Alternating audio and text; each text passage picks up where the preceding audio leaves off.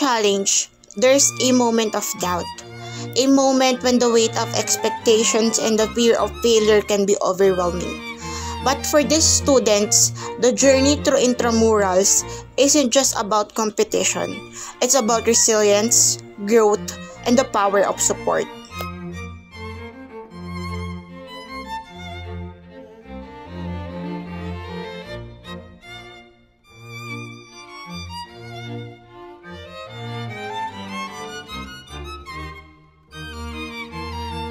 How did you feel after overcoming a particularly stressful or challenging moment?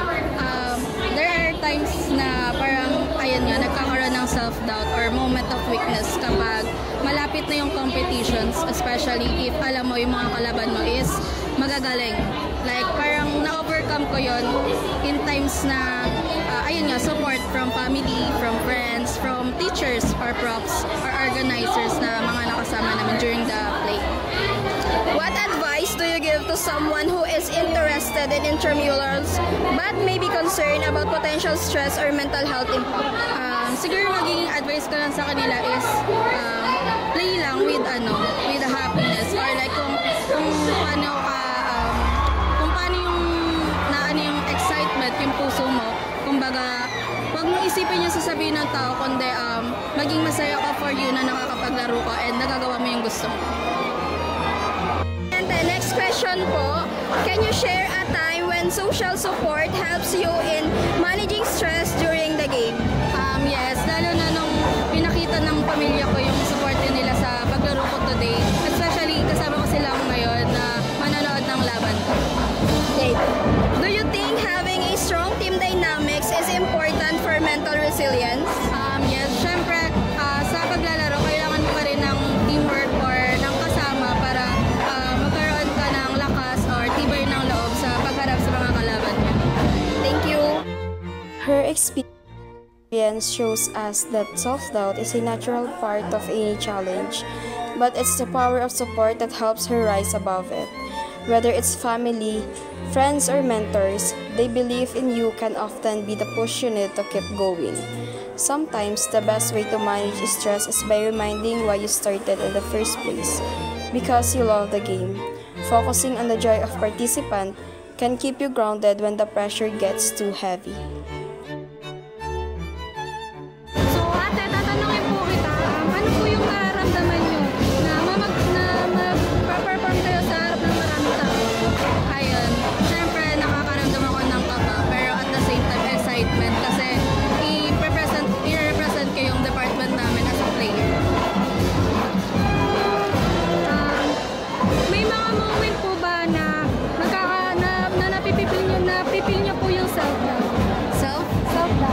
Meron, lalo na ng times na nakita ko maglaro yung other players, then parang naisip ko na baka matalo, baka hindi kayanin. Pero at the same time, nung nakita ko naman sila na naglalaban or naglalaro is parang nagkaroon naman ako ng motivation na pag-igihan palalo yung paglalaro namin ng mga players. Stepping into the spotlight brings a mix of excitement and nerves, but you learn to turn those nerves into motivation. It's easy to feel inadequate when we compare ourselves to others, but she reminds us that competition isn't just about winning. It's about growing, challenging ourselves, and pushing ourselves to become better. Ano yung strategies na ginamit mo para ma-handle mo yung feeling na yun? Kailangan talaga ng yung strategy na yun, determination. Kasi kung walang determination, hindi mo talaga magagawa yung kung paano mo gustong i-perform, i-express yung sarili mo dun sa field. Kung paano mo ipapakita yung yung willingness mo sa pagsayaw. Did you encounter any mental or emotional barriers before and during the event? During naman po, before po, meron. Before, wala. Kasi,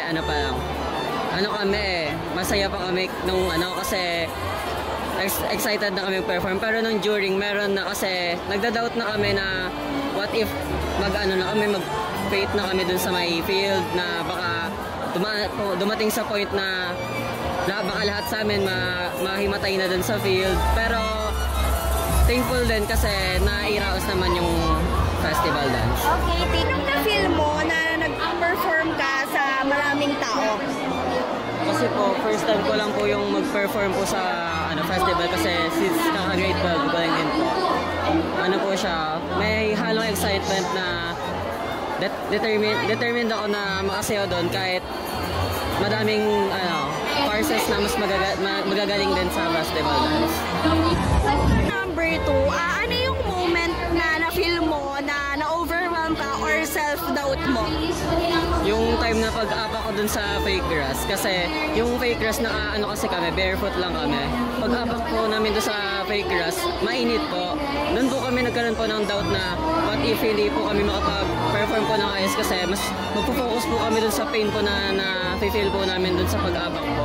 Then kasi pag-bear po nung pain po na yun sa fake grass, mahirap din po kasi hindi na po namin makapag-focus po dun sa steps na dapat po nagagawa po namin ng ayos. Meron pong time na nagkakamali na po kami sa steps kasi yung may time po na hindi na po talaga, yung malapit na po talaga matapos yung sayaw, doon na po talaga, parang hindi na po talaga kaya. Determination was the key to overcoming the physical and emotional barriers she faced. She understood that success doesn't come without struggle. His experience teaches us that discomfort is often a part of the journey. When faced with pain, fear, or uncertainty, the real challenge is pushing through and continuing despite the obstacles. The most rewarding moments often come after the hardest struggles. In those times when you feel like giving up, remember that perseverance is what brings success. It's not about being perfect. It's about pushing through and giving everything you've got. Impluwensya sa'yo ang social expectation sa iyong mental state? Social expectation pa. Kasi may time din na nag-expect din kami na baka hindi namin kayanin yung kasi parang nung nandun na kami sa time na nasa field na kami, nung mainit kasi yung fake grass, kasi parang sabi namin, parang hindi namin kaya. Pero naitawid naman yung festival, then kahit merong nahimatay, at least naagapan agad ng mga medical. A time when social support helps you in managing stress during that game? Nung nasa field po kami, binibigay po namin yung best namin. But then, nakatulong po yung yung support po kasi yung crowd po kanina, sumigaw po sila. Parang they cheer us na kaya namin to, kaya yun. Having a strong team support is important for mental resilience. Opo, kasi yung importante yun kasi kailangan natin support ng support na sa bawat isa. Kasi kung wala tayong unity, hindi namin matatapos yun. And he knows that it's not just about physical endurance, it's all about mental toughness too. When faced with challenges, it's the support from others that makes all the difference. Social support, whether from the crowd, teammates, or family, plays a critical role in managing stress. The encouragement we receive can transform a moment of doubt into a moment of strength. True resilience is built through unity and support. When we have each other, when we know we're not alone, we become stronger, no matter how tough the challenges. How did you feel after overcoming a particularly stressful or challenging moment? Masaya naman kasi worth it naman yung pagsaya sa field. Kasi alam namin sa mga sarili namin na nagawa namin yung best namin dun sa pagsayaw po ng festival. What advice do you give to someone who is interested in drums but may be concerned about potential stress or mental health impact?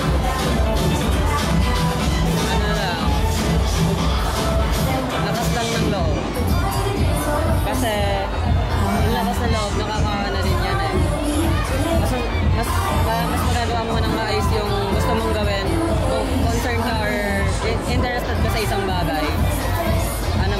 mo siya kapag meron ka lakas ng loob. Feeling of relief and joy after overcoming a challenging moment is priceless. It's not just about the performance, it's about knowing that every bit of effort was worth it. His story about these intramurals remind us that it's not about perfection. It's about showing up, giving your best, and being proud of the effort you put in. Success doesn't always mean winning. It means knowing you did your best and learned something along the way. In the end, intramurals isn't just about the games. It's about what happened behind the scenes. It's about facing fear, learning to deal with doubt, and pushing through despite the challenges. With the right support, the right mindset, and the determination to keep going, there's no challenge too big. Every step forward, no matter how small, brings us closer to our goal and teaches us just how strong we can truly be.